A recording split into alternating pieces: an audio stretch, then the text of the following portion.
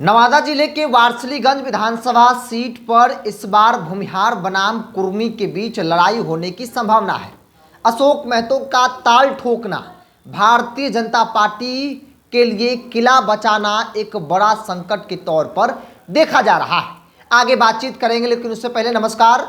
विधानसभा के सीरीज में आज बात नवादा के वारसलीगंज विधानसभा सीट की। देखिए, वारसलीगंज विधानसभा सीट हॉट सीटों में से एक माना जा रहा है और आमतौर पर जातीय दृष्टिकोण से अगर आप देखेंगे तो वारसलीगंज या फिर ऑल ओवर बिहार में भूमिहार बनाम कुर्मी के बीच की लड़ाई हॉट सीट में से एक नाम वारसलीगंज सीट की है, क्योंकि इस बार दो बाहुबली टकराएंगे।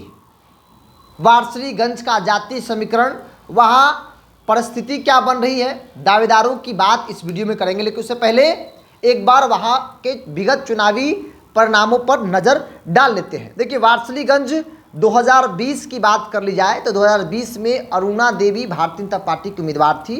अरुणा देवी यहां से विधायक हैं। 62,451 वोटों के साथ अरुणा देवी चुनाव जीत गई थी। अरुणा देवी के सामने महागठबंधन से कांग्रेस पार्टी यहां चुनाव लड़ी थी। कांग्रेस के सतीश कुमार उर्फ मंटन सिंह को 53,421 वोट आए थे और यहाँ पर जो इंडिपेंडेंट निर्दलीय उम्मीदवार ने जो वोट लाया, हर व्यक्ति के लिए चौंकाने वाला था। आरती सिन्हा 39,363 वोट आरती सिन्हा को आए थे। ये आरती सिन्हा कौन है? दरअसल आपको बता दे रहे हैं, आरती सिन्हा अशोक महतो के भतीजे की पत्नी है। अशोक महतो का दबदबा वाला क्षेत्र वारसलीगंज माना जाता है और 2025 से पहले चर्चा हो रही है कि अशोक महतो एक तरफ, दूसरी तरफ अखिलेश सरदार बाहुबली, वो दोनों के बीच में जो है वो राजनीतिक तौर पर टकराव होगी, क्योंकि इन दोनों के बीच पुरानी अदावत है। कई किस्से मशहूर हैं, कई नरसंहार हुए, कई चर्चाएं हुई और एक बार फिर से एक लंबे वक्त के बाद अखिलेश सरदार और अशोक महतो आमने सामने होने जा रहे हैं वारसलीगंज सीट पर। आपको बता दें कि 2025 की तैयारी में तमाम पार्टियां लग गई है और ऐसे में अशोक महतो ने वारसलीगंज सीट पर अपना ताल ठोक दिया है। और इसे ताल ठोकना नहीं कहेंगे, बल्कि जो मेरी जानकारी कहती है कि आरजेडी ने उन्हें उनका टिकट कंफर्म कर दिया है। खुद नहीं लड़ेंगी, उनकी पत्नी अनीता महतो चुनाव लड़ेंगी।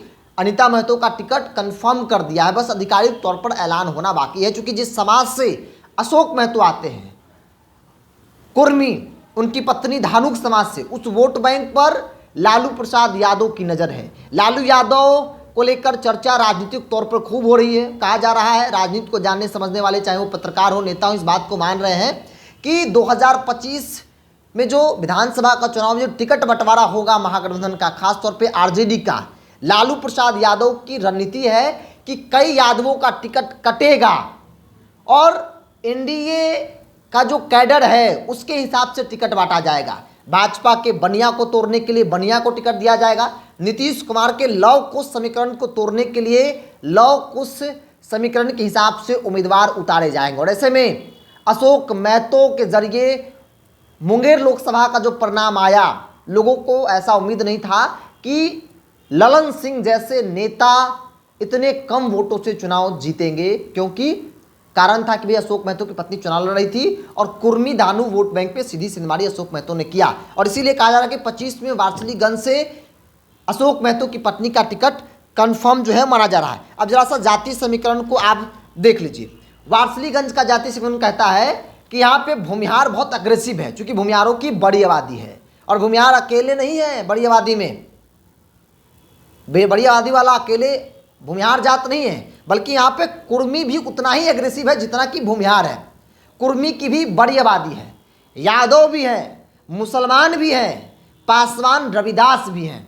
और ऐसे में 2020 में जो चुनावी दंगल दिखा भूमिहार बनाम भूमिहार की, जिसमें अखिलेश सरदार की पत्नी अरुणा देवी जो मौजूदा विधायक हैं, वो उम्मीदवार थी भूमिहार समाज से। उनके सामने इंडियन नेशनल कांग्रेस महागठबंधन ने सतीश कुमार उर्फ मंटन सिंह को मैदान में उतारा था।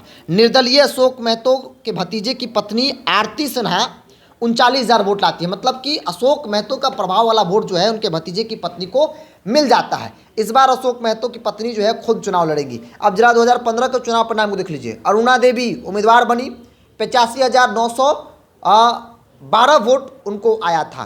प्रदीप कुमार जनता दल यूनाइटेड, प्रदीप कुमार जो मंटन सिंह हैं वो जेडीयू से लड़े, क्योंकि 2015 में नीतीश कुमार महागठबंधन के साथ थे।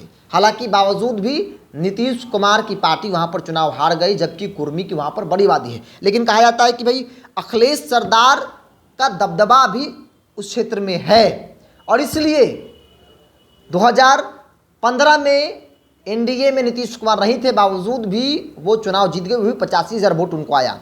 रामाकिशोर शर्मा 3-4 हज़ार vote, communist party of India CPI अलग लड़ी थी, उनको जो है वोट आया था। इससे पहले 2010 की बात कर ली जाए तो प्रदीप कुमार जनता दल यूनाइटेड से चुनाव लड़े एनडीए से, और वो चुनाव जीत गए थे। 42,381 वोट आया था। अरुणा देवी इंडियन नेशनल कांग्रेस, मतलब कि जो अखिलेश सरदार की पत्नी है, तब कांग्रेस से चुनाव लड़ी थी और इनको 36,000 के आसपास जो है वोट आया था। उस वक्त लोक जनशक्ति पार्टी जो है वो भी अलग चुनाव लड़ रही थी। तो वारसलीगंज का समीकरण कहता है कि पिछली बार भूमिहार बनाम भूमिहार में अखिलेश सरदार की पत्नी अरुणा देवी चुनाव जीत गई। उससे पहले 2015 में दबदबा तो है ही उस क्षेत्र में अखिलेश सरदार का, अखिलेश सिंह का, तो उस दबदबा का असर दिखा, वो चुनाव जीत गए। लेकिन इस बार अखिलेश सरदार के सामने अशोक महतो मैदान में हैं, और दोनों के बीच पुरानी अदावत की कहानी, किससे हर व्यक्ति ने सुना है। तो एक बार फिर से राजनीतिक तौर पर दोनों बाहुबली जो है वो आपस में टकराएंगे, चूंकि दोनों ही एक दूसरे के दुश्मन हैं। राजनीतिक तौर पर छोड़ दीजिए, व्यक्तिगत तौर पर भी दोनों एक दूसरे के दुश्मन हैं।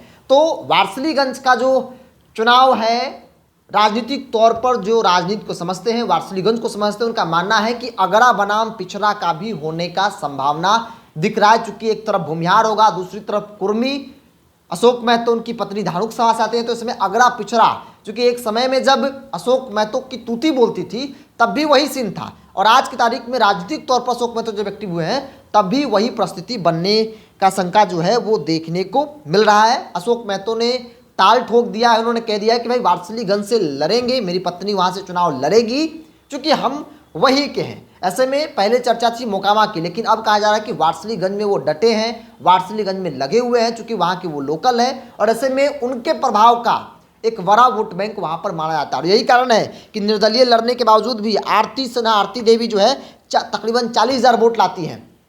मतलब अशोक महतो के भतीजे, मतलब अशोक महतो के नाम पर ही उनका एक अपना प्रभाव है। तो इसलिए 2025 में आरजेडी चाहती है कि वारसलीगंज सीट पर अशोक महतो की पत्नी अनीता महतो को टिकट दिया जाए। अगर टिकट दिया गया तो फिर भारतीय जनता पार्टी के लिए किला बचा पाना एक बड़ा संकट होगा।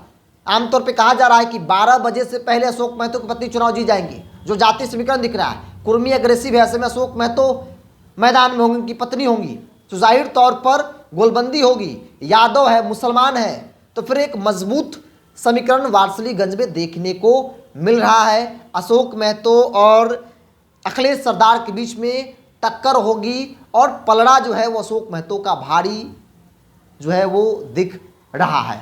बहरहाल आप क्या मानते हैं, आपकी क्या राय है, कमेंट्स बॉक्स में रखिए। अगर आप वारसलीगंज से हैं, वारसलीगंज की राजनीति को समझते हैं, अगर आपको ऐसा लगता है कि कुछ बातें छूट गई और कुछ चर्चाएं होनी चाहिए, तो फिर आप स्क्रीन पर चल रहे नंबर, व्हाट्सएप नंबर है हमारा, आप उस पर अपनी राय, अपना सलाह जो है मुझे भेजिए, हम तक पहुंचाइए, ताकि अगले वीडियो में इन तमाम बातों का जिक्र जो है वो हम करें। इस पूरी रिपोर्ट में इतना ही। बहुत बहुत धन्यवाद।